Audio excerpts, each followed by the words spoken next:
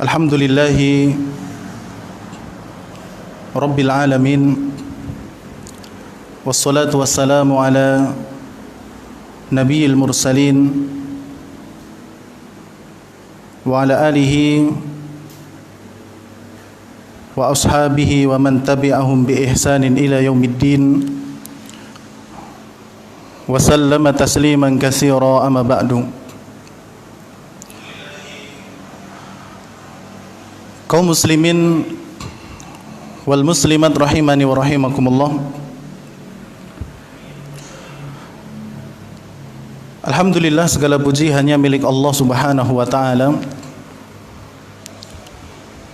yang telah memberikan nikmat kepada kita semuanya.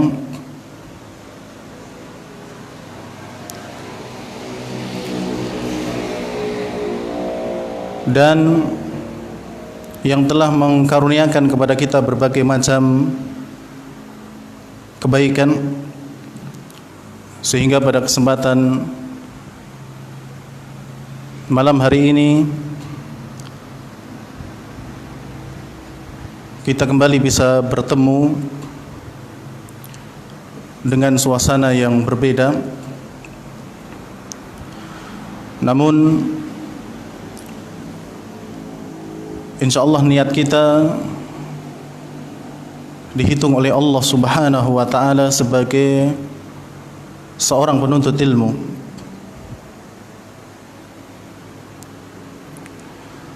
Dan alhamdulillah,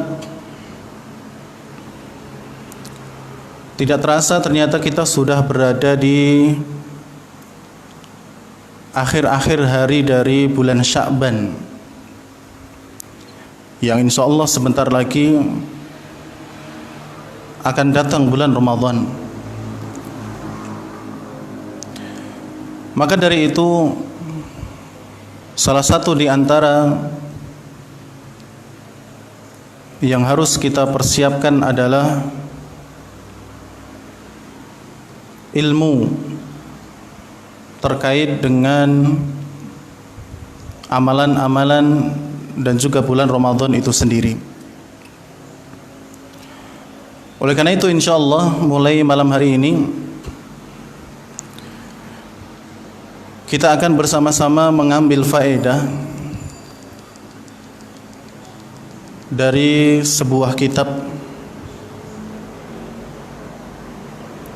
yang ditulis oleh seorang ulama yang besar yang bernama Syekh Shalih bin Fauzan bin Abdullah Al-Fauzan hafizahullah ta'ala,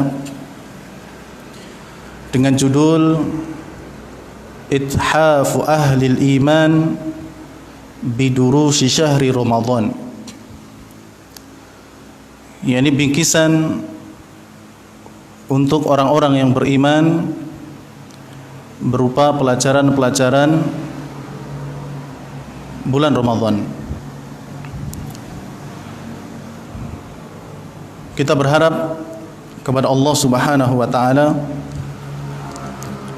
agar memberikan keistiqomahan untuk bisa mengambil faedah dari kitab ini dan diberikan manfaat, serta nanti ilmu yang kita dapatkan bisa kita amalkan pada bulan Ramadan.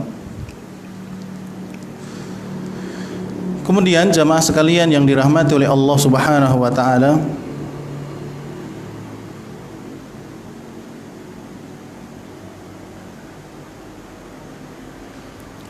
pada malam hari ini insyaallah kita akan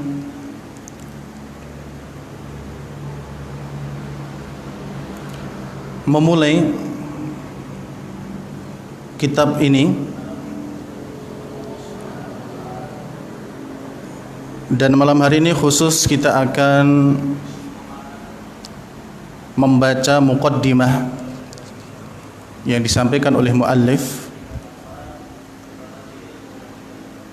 yang disampaikan oleh penulis. Dan dari membaca muqaddimah insyaallah kita akan mengetahui garis besar apa yang nanti akan kita pelajari seterusnya dari pelajaran-pelajaran bulan Ramadan. kita masuk pada muqaddimah. Penulis memulai kitab beliau ini atau muqaddimahnya dengan mengucapkan basmalah, yaitu kalimat Bismillahirrahmanirrahim.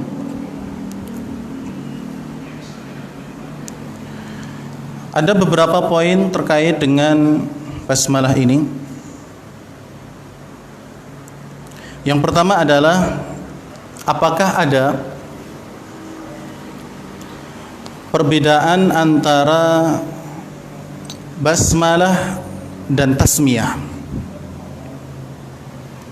Jadi di sana ada dua kata, yaitu yang pertama basmalah dan yang kedua adalah tasmiyah.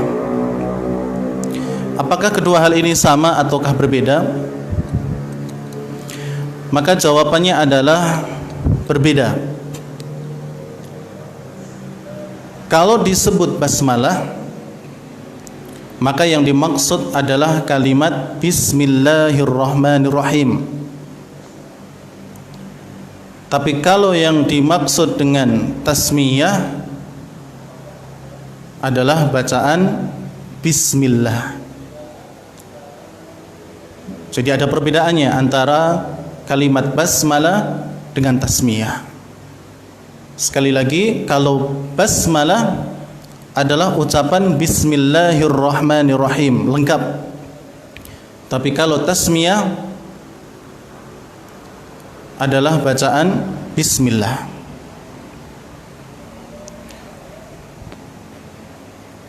Ya, tasmiyah ini biasa digunakan ketika akan makan, maka cukup mengucapkan Bismillah. Demikian pula ketika akan minum, akan berwudu, ya ini menggunakan Bismillah, tasmiyah namanya. Adapun ketika seseorang menulis sesuatu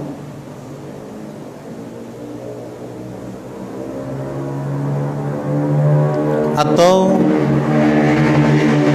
ingin melakukan suatu pekerjaan,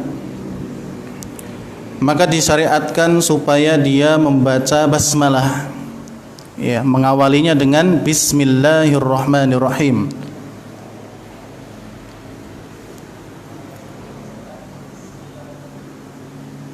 Dan hal ini telah dilakukan oleh penulis dalam kitab ini, di mana dalam muqaddimah beliau memulainya dengan basmalah, yaitu kalimat Bismillahirrahmanirrahim.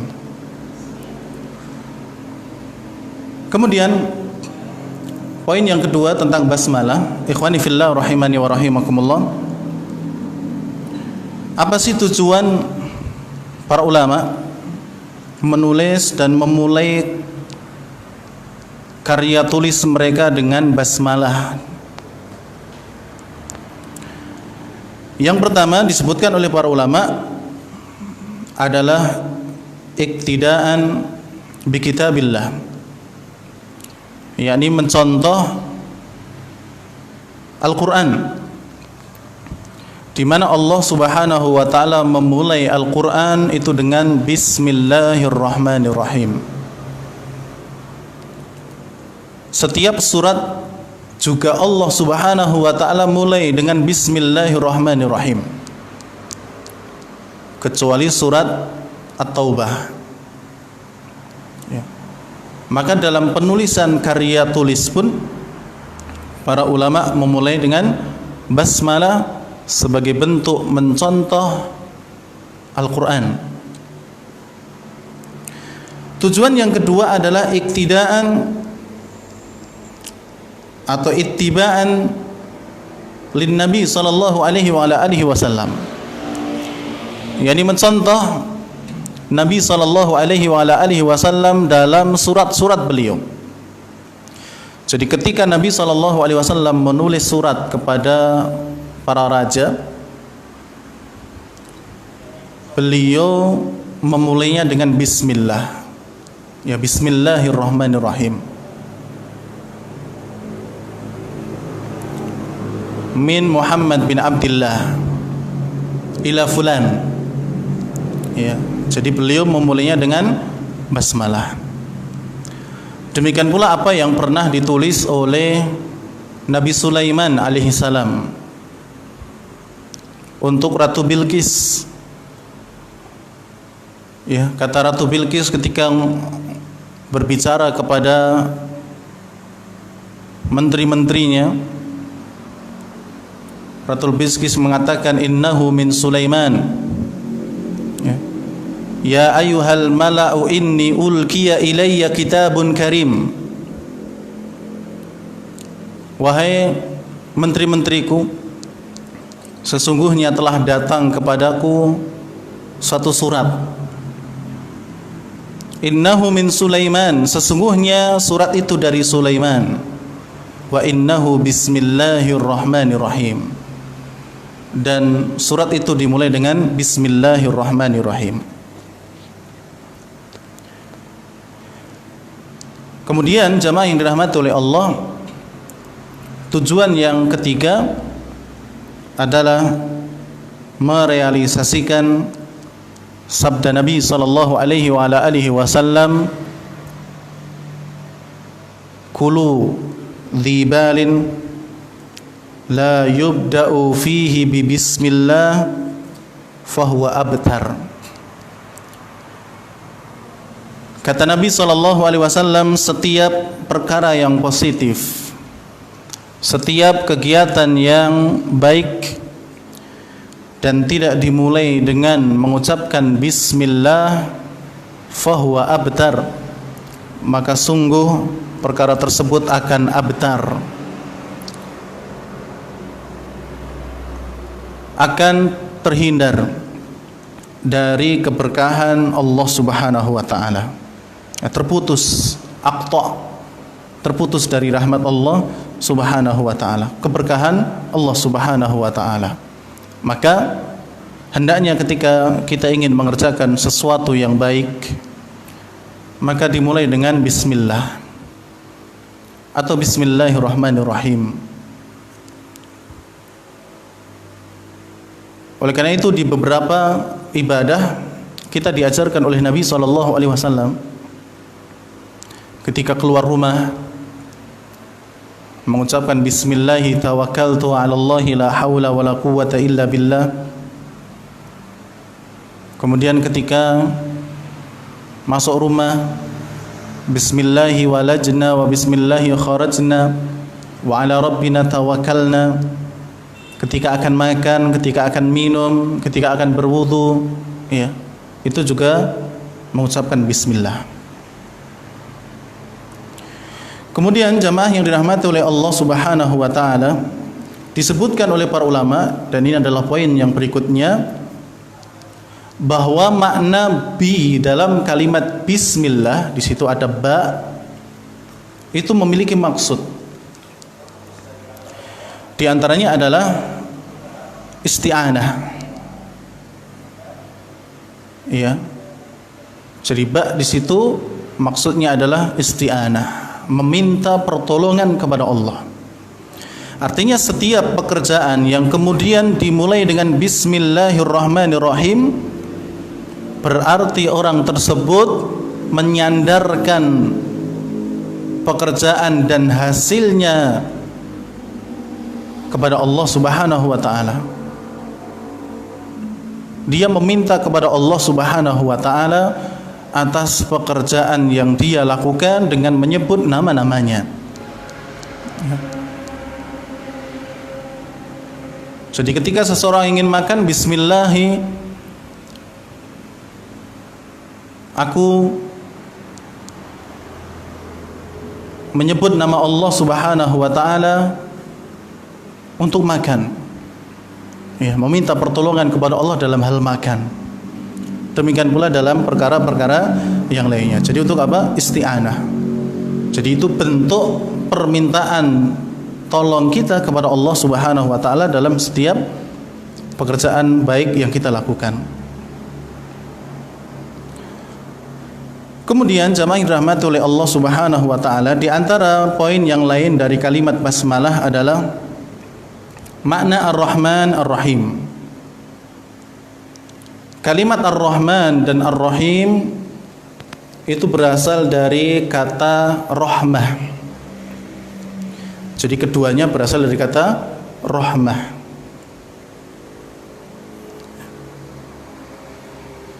Namun keduanya memiliki perbedaan. Perbedaan yang pertama, Ar-Rahman maksudnya adalah rahmat Allah yang luas. Siapa saja Allah Subhanahu wa taala rahmati dia, baik yang salat ataupun yang tidak. Demikian pula binatang, Allah Subhanahu wa taala berikan rahmat kepada mereka.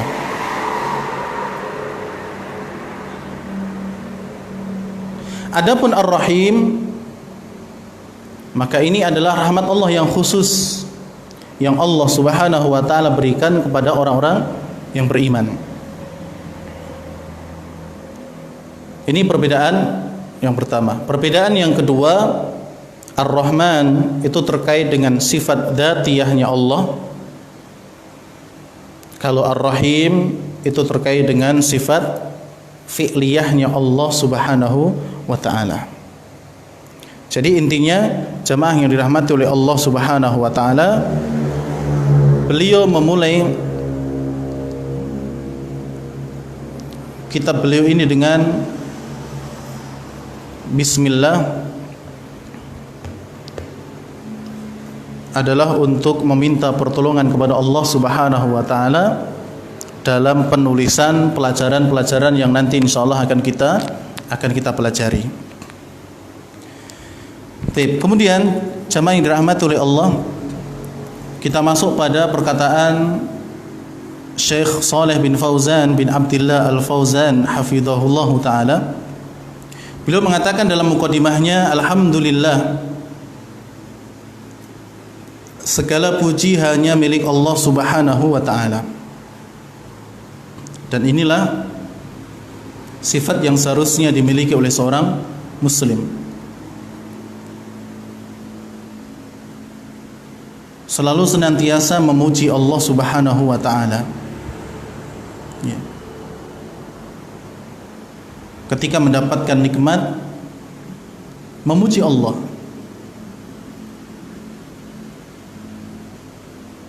Dan ketika mendapatkan sesuatu yang tidak disenangi, juga memuji Allah dengan mengatakan alhamdulillah ala kulli hal.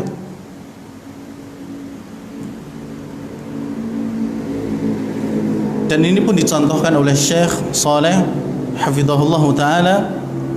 Beliau memuji Allah Subhanahu wa taala atas nikmat beliau bisa menulis karya yang luar biasa ini.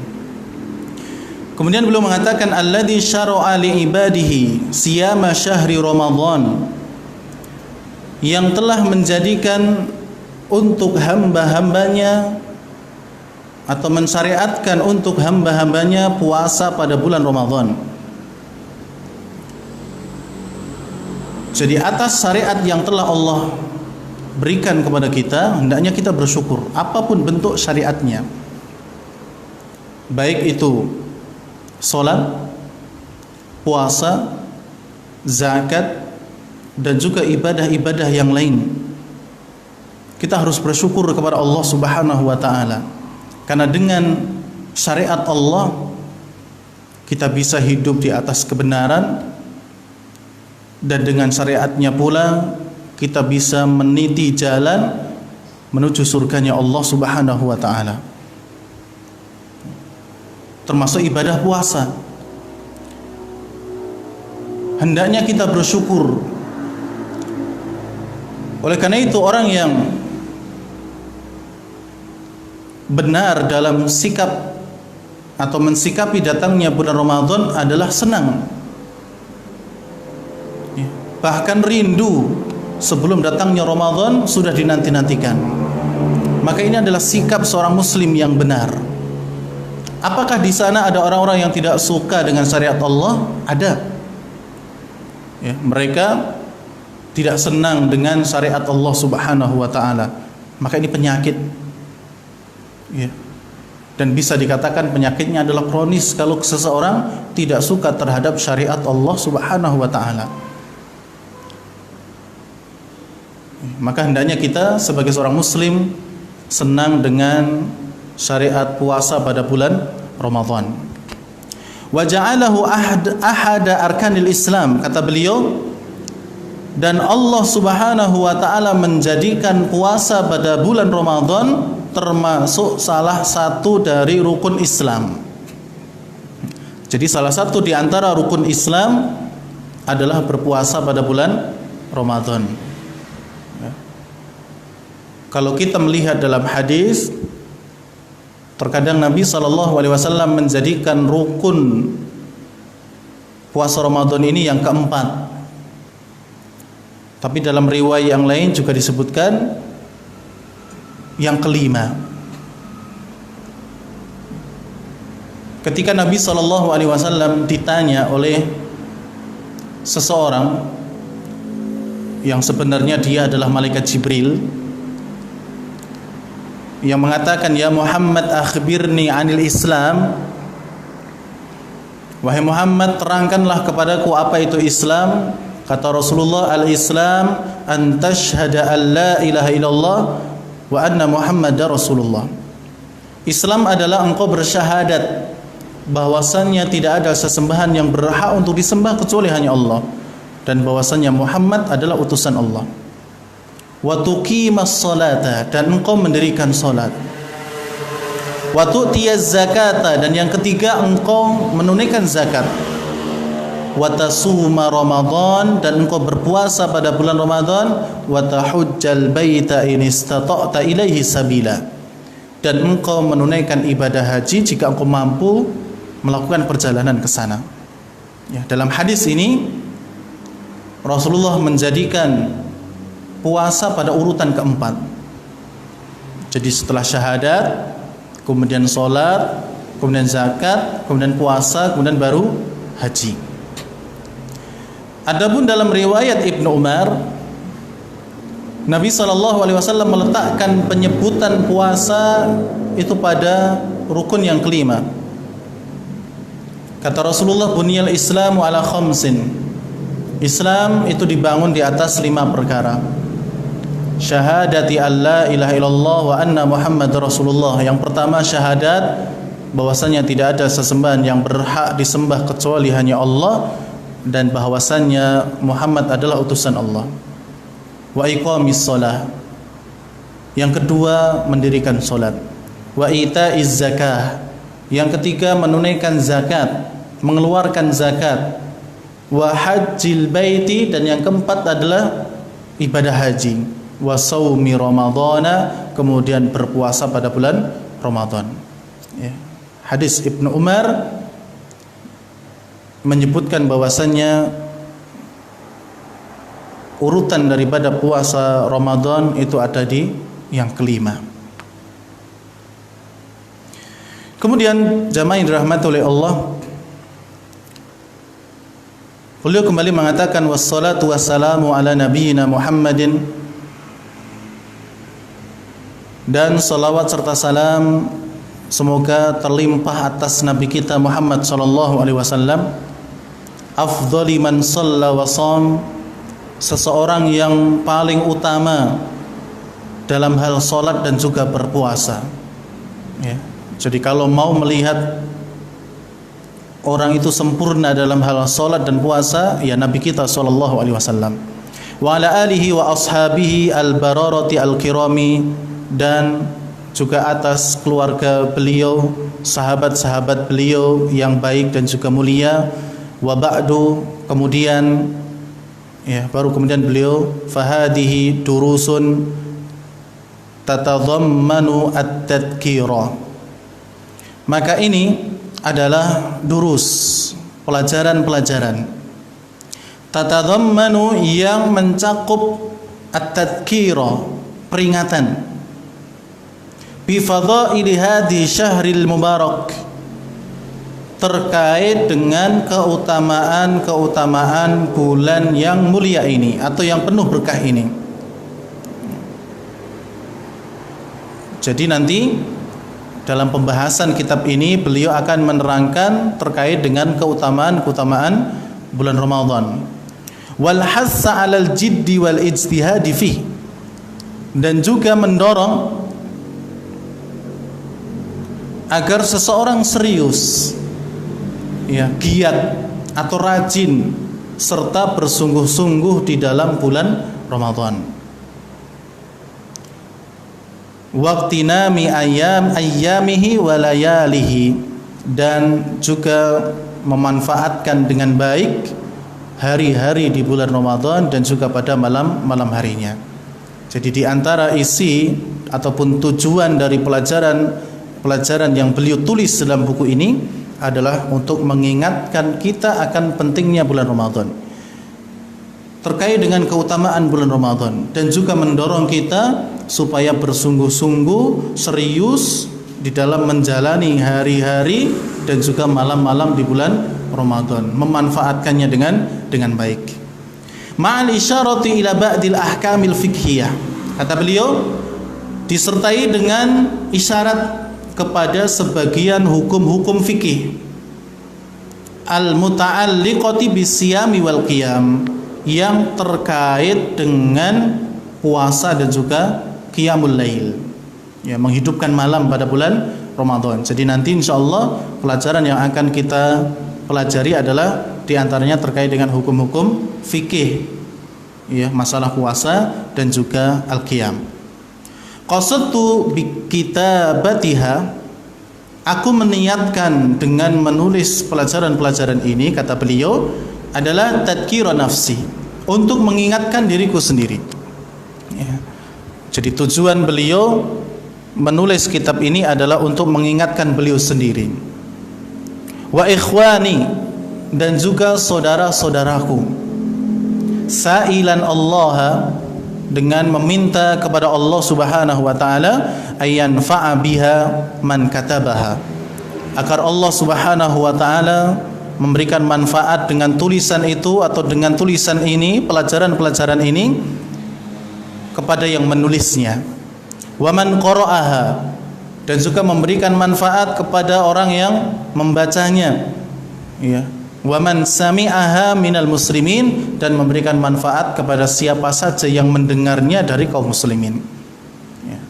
Jadi ini harapan beliau ketika menulis pelajaran-pelajaran ini, supaya memberikan manfaat. Pertama, memberikan peringatan kepada diri beliau sendiri dan juga untuk kaum muslimin yang lain. Kemudian agar memberikan manfaat kepada yang menulis, kepada yang membaca, kepada yang mendengarkannya dari kaum muslimin. Wa ayyaghfira li ma waqa'a fiha khata'an wa taqsira au taqsira, dan semoga Allah mengampuni diriku, kata beliau, dari apa yang terjadi dari tulisan-tulisan ini, berupa kesalahan ataupun berupa kekurangan. Wa sallallahu wa sallama ala nabiyyina Muhammadin wa alihi wa sahbihi. Dan beliau menutup muqaddimah beliau dengan semoga Allah Subhanahu wa taala memberikan salawat dan salam kepada Nabi kita Muhammad sallallahu alaihi wasallam, kepada keluarganya dan juga kepada para sahabatnya. Ikhwani fillah rahimani wa rahimakumullah, inilah muqaddimah yang beliau sampaikan di awal kitab beliau, dan insyaallah di kesempatan yang berikutnya kita akan masuk kepada pelajaran yang pertama, dan malam hari ini kita cukupkan dengan membaca muqaddimah beliau. Setidaknya ada poin yang besar atau global yang dapat kita petik dari muqaddimah beliau tentang isi dari pelajaran-pelajaran beliau, bahwa nanti akan kita pelajari di antara hukum-hukum fikih terkait dengan masalah puasa dan juga al-qiyamul lail, qiyamul lail atau menghidupkan malam, demikian pula terkait dengan yang lainnya. Insyaallah taala kita akan lanjutkan di kesempatan yang lain. Demikian apa yang bisa kita sampaikan pada kesempatan malam hari ini, mudah-mudahan bermanfaat dan mudah-mudahan Allah Subhanahu wa taala memberikan kesempatan kepada kita untuk mempelajari pelajaran-pelajaran yang lainnya dan berikutnya, dan semoga Allah memberikan manfaat yang banyak, ilmu yang baik dan bisa kita amalkan saat nanti kita telah memasuki bulan Ramadan insyaallah taala. Demikian kita akhiri, subhanakallahumma rabbana wa bihamdik asyhadu an la ilaha illa anta astaghfiruka wa atubu ilaik. Wassalamualaikum warahmatullahi wabarakatuh.